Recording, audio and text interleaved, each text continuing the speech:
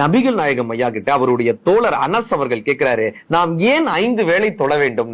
நபிகள் ஐயா சொல்றாங்க, 5 வேளை தொழக்கூடிய ஒருவனுடைய மனம் தூய்மை அடைகிறது.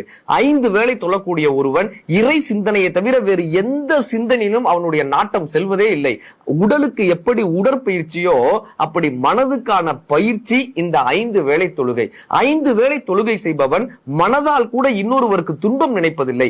மனதால் கூட துன்பம் நினைக்காத ஒருவனுக்கு வாழ்க்கையில் எந்த துன்பமும் வருவதே இல்லை. அவனுக்குள் அன்பு பெருகுகிறது. இந்த உயிரினங்கள் எல்லாம் அவனை நேசிக்க தொடங்குகின்றன. வெறும் ஆடைகளும் மத சின்னங்களும் மட்டும் ஒருவனை இறைவனுக்கு அருகாமையில் எடுத்து செல்லாது. அது மட்டும் அவனுடைய அடையாளம் அல்ல.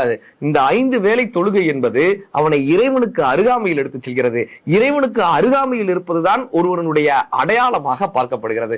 பாலைவனத்தில் எப்படி ஒரு மரம் பசுமையாக இருந்தால் அதை பாதுகாப்போமோ அப்படி பாலைவனம் போல் இருக்கக்கூடிய இந்த வாழ்க்கையில் மனதை பசுமையாக வைத்துக் கொள்ள, மனதை பாதுகாக்க 5 வேளை தொழும் போது இந்த வாழ்க்கை பசுமையாகிறது.